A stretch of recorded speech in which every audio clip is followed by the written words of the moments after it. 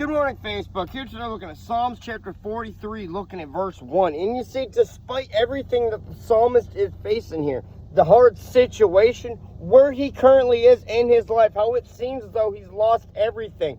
Everybody who was once at his side has now moved away. Now that he feels as though he's physically all alone, that there's no help, there's no peace, there's no comfort in his situation whatsoever. It feels as though if he were to follow his emotions, that there's no solution, that this cannot be changed.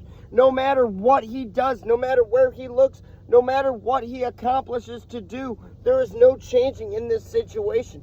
But you see, the greatest thing in verse 1 is the psalmist, before the psalmist says, Lord, deliver me from all those who stand against me. Before he says, Lord, deliver me from the very situation, from the tribulation that I'm facing, you see, the psalmist says, Lord, judge me. Lord, deliver me. Lord, deliver me from myself. You see, he's pretty much saying the same thing that David says in Psalms chapter 139. Search my heart, O God, and see if there be any evil and unclean thing within me. You see, he's saying here, Lord, deliver me from myself. Search my heart. See if there's any bit of bitterness, any doubt. See if there's anything in my heart that hinders me further from you, that would make me look more to myself, that would make me look more to my feelings, that would make me trust more in myself. Father, get rid of anything in my life that would not only hinder me from you, but would push me to myself. See, as Christians today, imagine if we had that kind of mindset.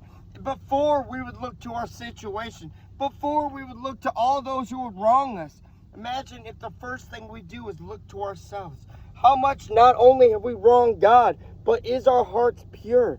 Are we really seeking God? Is God the first thing on our hearts, despite the hell that we think we're going through?